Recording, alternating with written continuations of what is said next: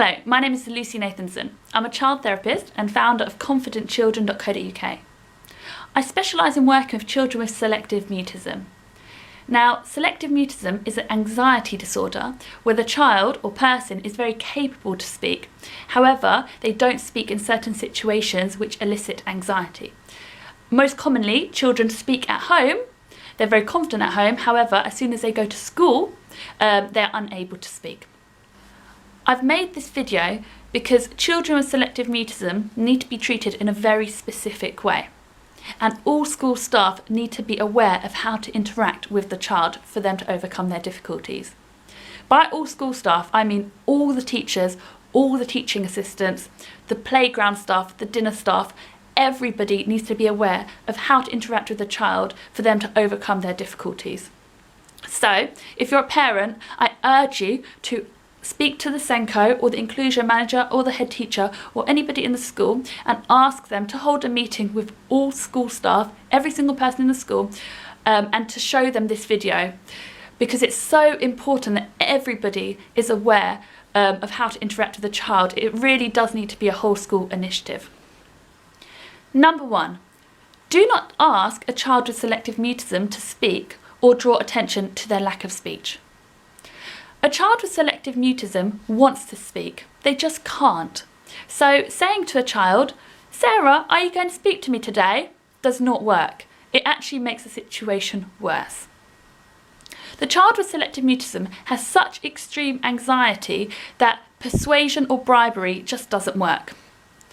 We as humans have the fight or flight response, which means that when we're under stress or anxiety, we have an automatic bodily response.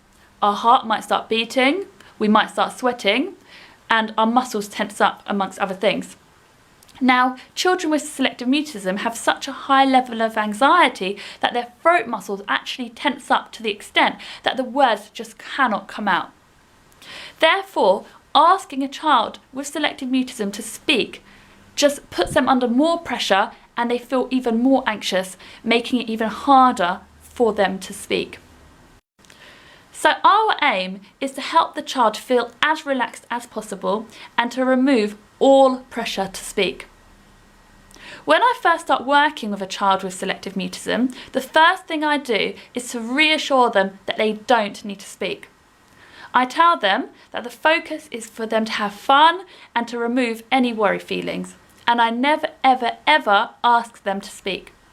The ironic thing is that once they receive this reassurance, once they feel relaxed, they are in a far more stronger position to speak.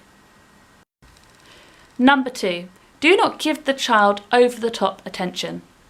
Children with selective mutism are very hypervigilant. They're very aware of their surroundings and they feel very anxious being the centre of attention. I've seen in school before a group of children and one child with selective mutism and a staff member going directly up to that child with selective mutism and saying, "Hello Jenny, how are you today?"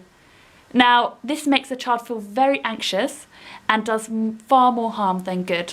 Please treat the child's selective mutism the same as you treat all the other children. Number 3, do not tell a child off for not talking or act frustrated by their lack of speech.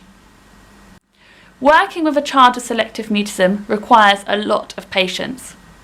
Please remember that they are not being stubborn, they are not being defiant. They want to speak, but they just can't. Children with selective mutism often use their own strategies. For example, their friends may talk for them, or they may talk in a whisper. Please accept these strategies and don't tell them off. I have seen in schools, school staff saying to a child, "Sarah can speak for herself, don't talk for her," or "Don't whisper to me, it's rude." This really does anger me because these children are not being defiant. They are doing the best that they can, so please do not tell them off.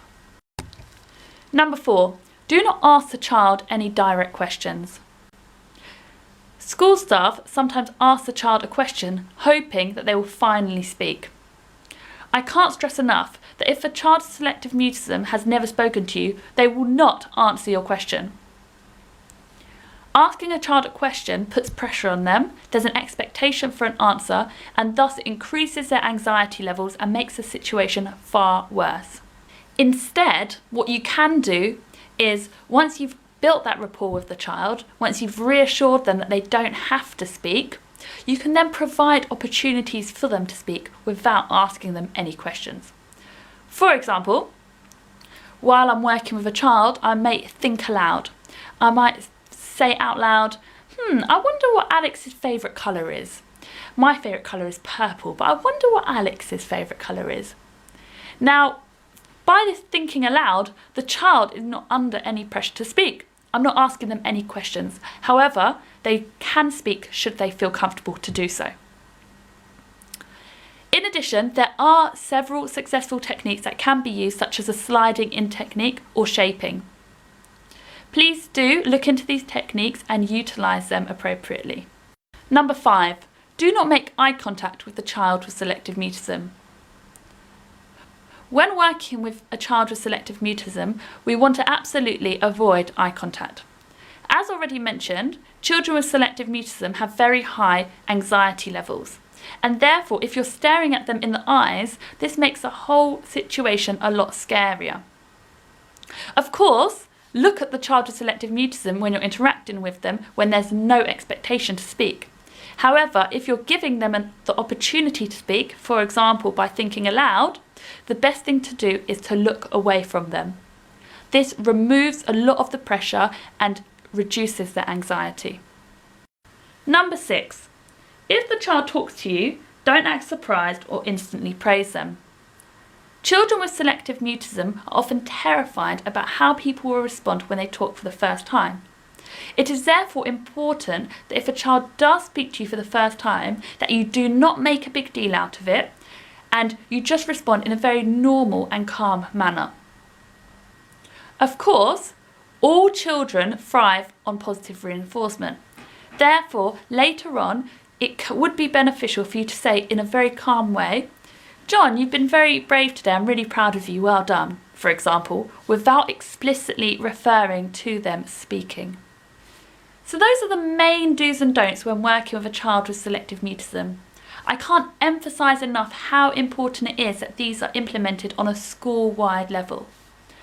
I am putting together a training programme for people working with children with selective mutism, which goes into more depth in terms of strategies, etc. So if you are interested in this, please contact me via my website, 𝗕Confidentchildren.co.uk. Thank you very much.